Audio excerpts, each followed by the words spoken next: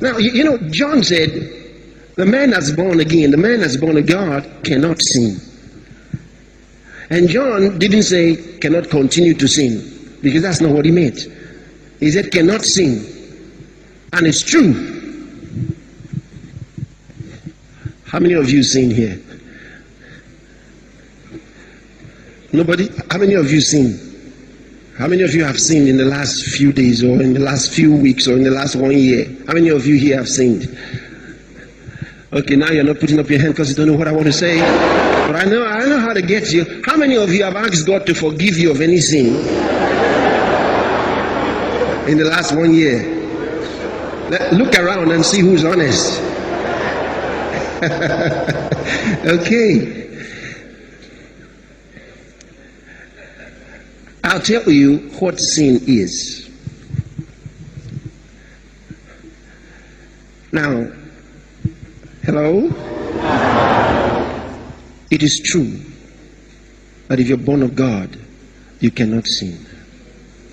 It is true. The problem is, we let others tell us what sin is, instead of letting God tell us what sin is.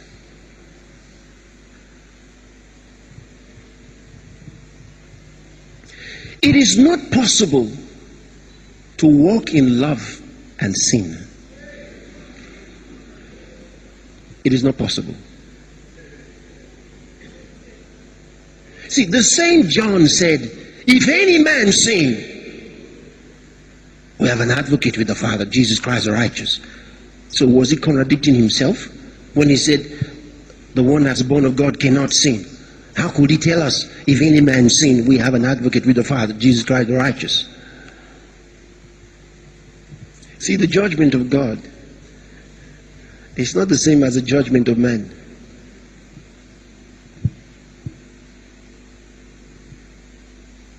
But you see, your conscience is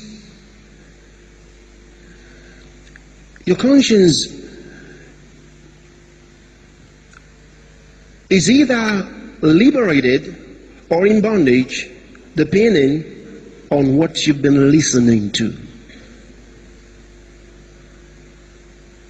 How you were brought up spiritually is what might keep your conscience in liberty or in sin,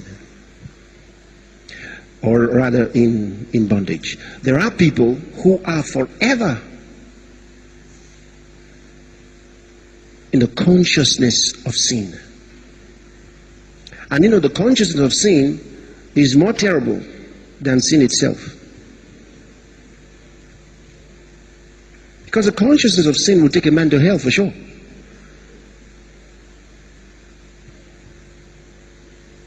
And righteousness has a consciousness. You must have the righteousness consciousness. If you have that righteousness consciousness, you walk in righteousness.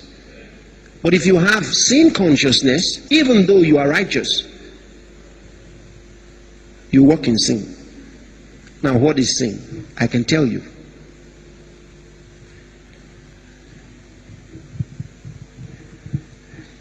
Can you understand in the Bible that there's a difference between the Old Testament and the New Testament? Has it ever occurred to you? They're not the same. The Old Testament is not the same as the New Testament. There are too many of God's children living the Old Testament life in New Testament times.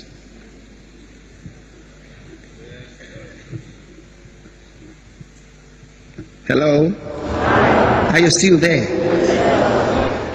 I know you're all listening very keenly now, because many of you struggle with sin. But I'll tell you what sin is. Because when you know what sin is, it'll help you. You know what righteousness is, it'll help you.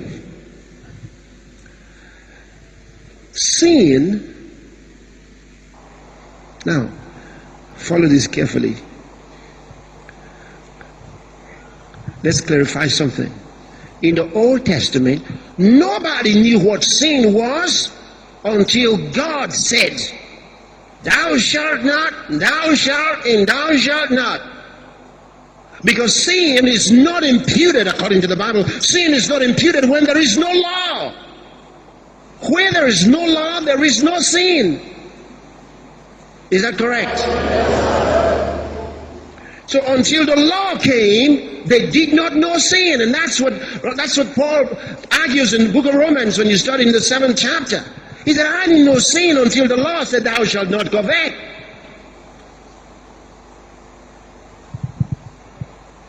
So until God said, this is what sin is, they didn't know what sin was. God said, don't do this.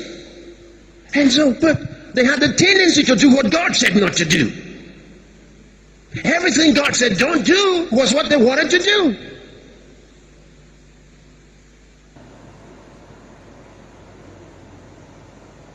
So sin was not defined by men, it was defined by God. It was God who said, do this or don't do this. Now, hello? Hi. Now this is important. See, I told you Mount Zion is a great mountain. It depends on where you want to live. God said, son, look from the mountaintop. And I chose to answer what he said and to look from the mountaintop. And you know, when you look from there, oh boy, life is different. You are a victor 24 hours a day, 7 days a week. Yeah. He said, look from the mountaintop. And I look from there and I see. And there's a lot of, the things down there that people see differently. And so when they try to describe some of those things to us, no, that's not what's there. You're not seeing right. They say, no, I can see it. But they're down the mountain trying to tell us on the top of the mountain what it is.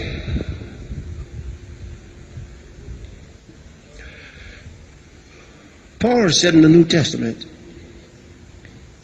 that the law and its ordinances have been abolished. Could this be true? Emphatically, yes. Now look at this. Thou shalt not kill. Thou shalt not lie. All of the commandments that God gave. All of the 10 commandments. And all the ordinances. The Bible says they have been cancelled.